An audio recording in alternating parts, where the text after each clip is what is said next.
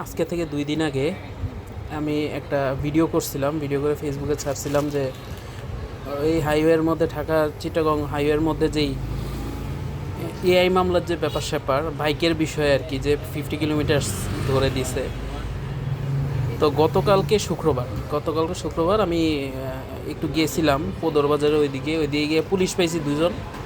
জিজ্ঞেস করছিলাম যে ভাই, আসলে যে কথাটা শোনা যাচ্ছে সেটা কতটুকু সত্য। কারণ আমি নিজে রিসার্চ করছিলাম, আমি গুগলে রিসার্চ করছি, গুগলে অনেকটা এরকমই দেওয়া। বাট আমি যখন বিআরটি এর ওয়েবসাইটে ঢুকলাম তখন আমার কাছে বিষয়টা কী মানে অন্যরকমভাবে একটা জিনিস দেখলাম। সেটা হচ্ছে কি, 2024-এর পরে বিআরটি এর ওরা কিন্তু স্পিড সংশোধনী আর করে নাই।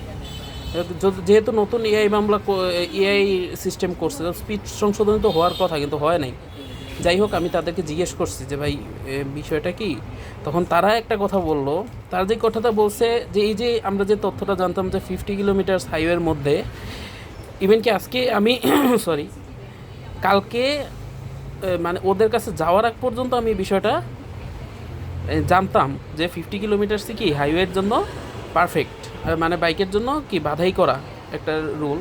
বাট তাদের সাথে কথা বলার পর আমার পুরো দৃশ্যপটটাই ভিন্ন হয়ে গেল, মানে আমার ধারণাটাই ভিন্ন হয়ে গেল। কেমন সেটা আমি বলি। তারা বলছে যে এটা সত্য যে 50 কিলোমিটার প্রথম 2 দিন ছিল, প্রথম 2 দিন পরীক্ষামূলকভাবে ছিল। এবং তখন হাইওয়ের গতি ছিল কত, তখন রেঞ্জটা ছিল ঢাকা থেকে কুমিল্লা পর্যন্ত এআই ক্যামেরা চালু ছিল। এর উপরে যে চিটাগং পর্যন্ত, সেই পর্যন্ত কিন্তু এআই ক্যামেরা অ্যাক্টিভেট ছিল না।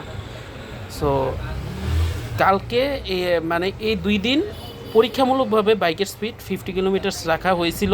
তারপর সেই 50 কিলোমিটার্সের জন্য মামলা দেওয়া হয় নাই, ঠিক আছে। আর এই মুহূর্তে যারা বাইকার্স আছেন তাদের জন্য সুখবর হচ্ছে এইটা যে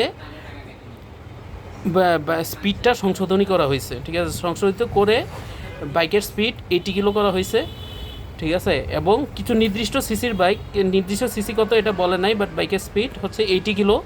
এবং গাড়ির স্পিড আগে ছিল 80 কিলো, এখন 90 থেকে 95 কিলো পর্যন্ত করা হয়েছে।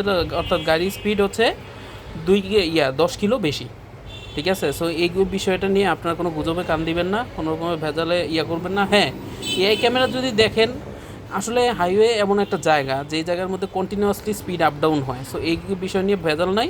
তবে হ্যাঁ, 80 কিলো উপরে বাইক রাইড করার দরকার নাই, করেন না। আর এতটুকু শুনে আমি নিজেও আগে হতাশ ছিলাম, বাট এতটুকু শোনার পরে একটা আশা ভরসা পেলাম আর কি। কারণ আমি নিজেও ট্যুর করি বাইক নিয়ে, আমি বিষয়টা নিয়ে চিন্তায় ছিলাম, কারণ আমি তো চট্টগ্রামের দিকে আমার যাওয়া পরে বেশি। বাট ওনাদের এই কথাটা শুনে উনি বলছে, ভাই বিআরটিএ যেহেতু আপনার স্পিডটা সংশোধনী করে নাই, তাহলে এটা আপনারা যে শুনছেন এটা ফেসবুক এবং ইউটিউবের মধ্যেই চলছে। সরকারি আজকে পর্যন্ত কোনো লোক এই বিষয়ে কোনো কথা বলে না, আসলেও বলে নাই। আমি ইউটিউবে বহুত দেখছি 50 কিলোমিটার বাইকের স্পিড, এটা না আমাদের মন্ত্রী মহোদয় বলছে, না বিআরটিএর কেউ বলছে, না সরকারি পুলিশ কেউ বলছে, কেউ এই বিষয়ে কোনো কথা বলে নাই। 50 কিলোমিটার নিয়ে আমরাই কথা বলতেছি, ঠিক আছে ভাই। এই ধরনের গুজব নিয়ে কোনো গুজবে কান দিবেন না দয়া করে।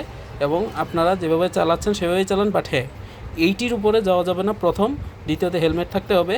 তৃতীয়তে হচ্ছে উল্টাপাল্টা পার্কিং করতে পারবেন না। চতুর্থতে হচ্ছে আপনারা মানে রং ওয়েতে বাইক রাইড করবেন না।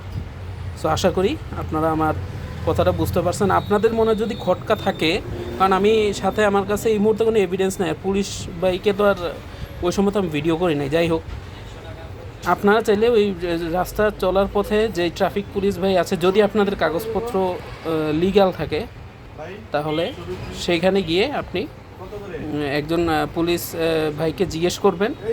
জিজ্ঞেস করার পরে দিয়ে আপনি তার থেকে জেনে নেন কথাটা, সমস্যা নেই। অথেন্টিসিটি যদি চেক করতে চান তাদের সাথে কথা বলে দেখেন, ঠিক আছে। ধন্যবাদ।